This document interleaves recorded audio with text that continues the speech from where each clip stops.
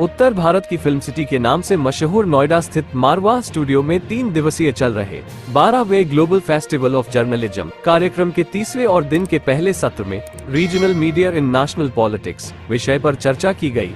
भारतीय संस्कृति के अनुसार दीप प्रज्वलन और गणेश वंदना के साथ कार्यक्रम की शुरुआत हुई। कार्यक्रम में doctor Sandeep Marwah, festival president ICMEI, chancellor AFT university of media and arts, Capaya Rodriguez Gonzalez, ambassador of Venezuela, Atul Agrawal, founder Hindi Khabar, Ajay Jha, senior anchor Mahua TV, Rahisuddin Rehan, senior journalist है, Anoop Bose, senior lawyer Supreme Court and film maker, professor doctor PK Rajput, motivational speaker मौजूद रहे। Sir, आप regional media और national media के बीच में क्या समझते हैं, क्या डिफरेंस समझते हैं और लोगों को किस तरीके से उन दोनों का डिफरेंस समझना चाहिए, आप क्या बोलना चाहते हैं? देखिए, बहुत ही संक्षिप्त में अगर मैं बताऊं तो महासागर को बनाने के लिए नदियों का बड़ा योगदान है। बिना नदियों के महासागर नहीं बन सकता। इसी तरह से हम नोएडा के अंदर हैं अभी, और ये मेट्रोपॉलिटन सिटीज है। नेशनल मीडिया बिना रीजनल मीडिया के अधूरा है। तो भारत के अंदर 228 राज्य हैं और हर राज्य में, हर डिस्ट्रिक्ट में अलग तरह की समस्या है। वहाँ से खबरों का आना, उसको खबर बनना या आगे उस पर समस्या का समाधान होना, वो तमाम जरूरी चीजें जो है रीजनल मीडिया आप तक लेके जाता है। तो नेशनल मुद्दे बनने से पहले रीजनल मीडिया में आना वो बहुत जरूरी है। दोनों में ये बड़ा डिफरेंस है। सर, आप एस्पायरिंग जर्नलिस्ट को क्या मैसेज देना चाहेंगे?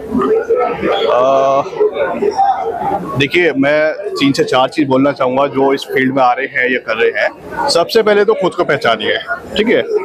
भेड़ चाल को बिल्कुल फॉलो मत कीजिए। मैं बहुत लोकल लैंग्वेज में बात कर रहा हूँ। मतलब कि आप खुद से, मतलब किसी से इन्फ्लुएंस होने की जरूरत नहीं आपको। आप खुद में आप मतलब कि जो आपकी काबिलियत है, हो सकता है आप अच्छे आपके आर्टिस्ट बन सकते हैं, हो सकता है अच्छे एंकर बन सकते हैं, और आपको सब कुछ तो नहीं बन सकते आप।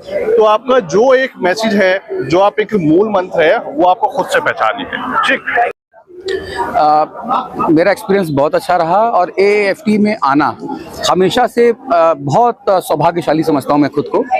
संदीप मारवा सर के साथ आना, उनके साथ बैठना, उनको सुनना, उनको देखना, ये वाकई बहुत अच्छा और सुखद रहता है। और मैं मौके ढूंढता हूँ कि कभी आपके AAFT में कोई प्रोग्राम हो और मैं वहाँ जाऊँ और बच्चों से बात करूँ, मारवा सर को सुनूँ। यहाँ की जो फीलिंग है इस इंस्टीट्यूट की, वो बहुत डिफरेंट है, बहुत पॉजिटिव है। सर, आपने रीजनल चैनल को लेकर और इस नेशनल चैनल को लेकर कहा है अंदर इवेंट में, तो उसके लिए क्या कुछ कहना चाहेंगे? मैंने बहुत कुछ बाहर अंदर कहा है, और बाहर में सिर्फ ये कहना चाहता हूँ कि जो नेशनल मीडिया है ना, वो एक परसेप्शन बनाता है, देश में एक नैरेटिव बनाता है। सरकार उस नैरेटिव के आधार पे लोग क्या चाहते हैं उनकी पॉलिसी होती है, लेकिन जो सरकार की पॉलिसी है वो जमीन तक कैसे पहुंची, कहां तक उसका इम्प्लीमेंटेशन हुआ, क्रियान्वयन कैसा हुआ, उसका रिजल्ट क्या है, वो रीजनल मीडिया तय करता है, वो दिखाता है, छोटी छोटी खबरों को दिखाता है। तो इसलिए एक बैलेंस नेशनल मीडिया और रीजनल मीडिया में होना बहुत ज्यादा जरूरी है, और फॉर्चुनेटली ये बैलेंस अभी हमको नजर आता है हमारे समाज में। इसको और अच्छा और मजबूत करने की जरूरत है। Sir, as a program journalist के लिए, तो जो अभी जर्नलिस्ट बनने की पढ़ाई कर रहे हैं, बडिंग जर्नलिस्ट है, उनके लिए आपका क्या कहना है? हाँ, ये बहुत अच्छा सवाल है। मैं आप सभी लोगों से, जो भी पत्रकारिता की पढ़ाई कर रहे हैं, पत्रकार बनना चाहते हैं, आप सब लोगों के से मैं कहना चाहता हूं, बिल्कुल एकदम हाथ जोड़ के कहना चाहता हूं कि आप लोग जो पढ़ते हैं ना जिस भी इंस्टीट्यूट में, वहां पढ़िए, चीजें सीखिए, लेकिन जिस भी भाषा में, जिस भी माध्यम में आप पत्रकारिता करना चाहते हैं, उसको जरूर अच्छे से सीखिए। अगर आप हिंदी में जाना चाहते हैं तो आपको हिंदी अच्छी आनी चाहिए, इंग्लिश में जाना चाहते हैं इंग्लिश अच्छी आनी चाहिए। आजकल हमारी जो शिक्षा पद्धति है वो ऐसी हो गई है कि हम ना तो हम हिंदी बोल पाते हैं, ना हम इंग्लिश बोल पाते हैं। हम आधा हिंदी बोलते हैं, आधा इंग्लिश बोलते हैं, हमको समझ नहीं आता है। हाँ, एक नेताजी हैं जिन्होंने एक बार मंच से कहा 35, राहुल गांधी जी 35। मुझे समझ नहीं आया 35 के, ना तो 35 है ना तो 36 है। तो मेरा मानना है कि आप लोग 35 कभी ना बोलें, आप लोग या तो 35 बोलें या तो 36 बोलें। और उसके लिए करना ये है कि आप लोगों को जो भी भाषा में आप पढ़ रहे हैं, संवाद कर रहे हैं, उसको अच्छे से पढ़ें, अच्छे से समझें, पहला। और जितने भी मीडिया के स्टूडेंट्स हैं, हिंदी में टाइपिंग जरूर सीखिए। ये मेरा मूल मंत्र आप सबके लिए रहेगा। अगर आप लोग हिंदी की टाइपिंग अच्छे से करना चाहते हैं, करना जानते हैं, यूनिकोड फॉन्ट में, तो यकीन मानिए कि आपको अच्छी सैलरी में पहली जॉब तुरंत मिल जाएगी।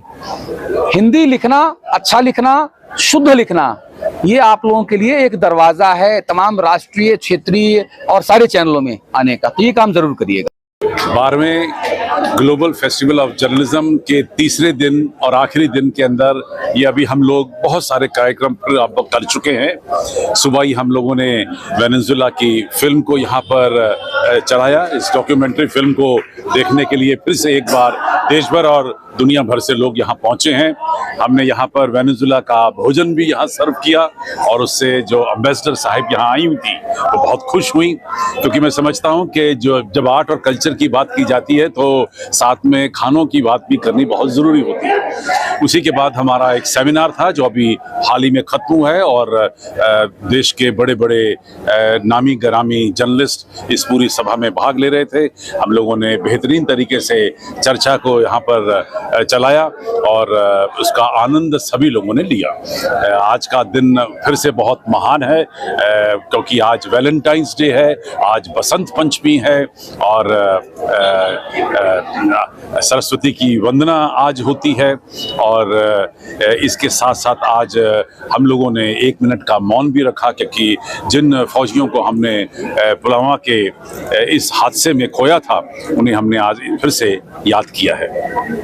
आने वाले थोड़ी देर में बहुत सारे और कार्यक्रम होने जा रहे हैं। हम लोग अब थोड़ी देर में यहाँ नुक्कड़ नाटक देखेंगे, उसके बाद शाम को एक ज़बरदस्त फैशन शो का आयोजन किया गया है और उससे पहले जो सबसे महत्वपूर्ण कार्यक्रम है अवार्ड्स का, क्योंकि हमें ये कहते हुए बड़ा हर्ष होता है कि हम लोगों ने महात्मा गांधी के नाम पर एक जर्नलिस्टिक अवार्ड की रचना रची थी, जिसका नाम है Mahatma Gandhi national award for promotion of journalism, और उन अवार्ड को आज यहाँ से दिया जाएगा। उसके साथ ही global award, excellence award for journalism, कुछ ऐसे लोगों को भी सम्मानित किया जा रहा है जिन लोगों ने अपने इस जर्नलिज्म के क्षेत्र में महत्वपूर्ण काम किए हैं।